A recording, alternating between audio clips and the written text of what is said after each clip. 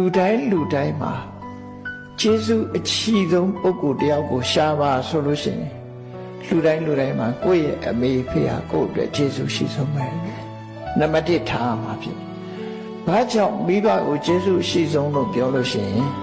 ကျွေးတာမွေးတာတွေအသာထားမိဘကလူလောကကိုလာခွင့်ပေးလိုက်တဲ့ကျေးဇူးပဲနော်အခုခေတ်ဆိုရင်မိဘတွေကတချို့မိဘတွေဆိုလာခွင့်မပေးဘူးလေကြိုတင်ပြီးတော့တားဆီးတယ်မလာရဘူးလာပြန်လို့ရှိရင်လည်းပဲအမိုက်ပုံးနဲ့ထည့်ပြစ်တာရှိသေးတယ်အဲ့တော့အလာလည်းမခံဘူးလာလို့ရှိရင်လည်းလွှင့်ပြစ်တာရှိတယ်ပေါ့ခေတ်ကအဲ့ဒါလိုဖြစ်လာအဲ့တော့မိဘဆိုတဲ့ immigration ကကိုယ်လက်ခံမှလူဟာလူလောကရောက်နိုင်တယ်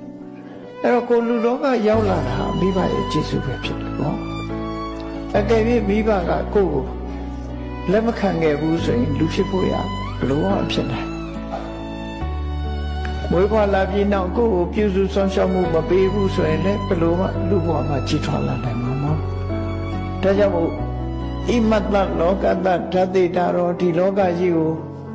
မြင်စေတာပြသတာမိဘရဲ့ကျေးဇူးဒီကျေးဇူးကဘလို့မှတုံ့ဆက်လို့မရဘူးပြန်ဆက်လို့မရဘူးကျွေးတာကိုပြန်ကျွေးလို့ရတယ်ဆောင်းလျှောက်တာကိုမိဘဖောက်ပြန်ဆောင်းလျှောက်လို့ရတယ်လောကကြီးလူလောကကိုလာခွင့်ပေးတဲ့ကျေးဇူးကိုတော့ဘလို့မှကိုယ်ကပြန်ဆက်လို့မရဘူး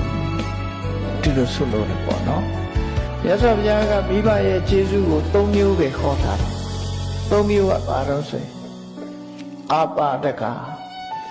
ဘေးရန်အနေမရောက်အောင်ဆောင်းလျှောက်ပြီးတယ်ပောဒကကျွေးမွေးတယ်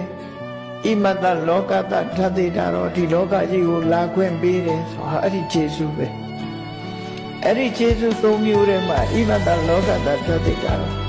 လူဖြစ်ခွင့်ပေးတဲ့ကျေးဇူးကအကြီးမားဆုံးကျေးဇူးလို့ပြော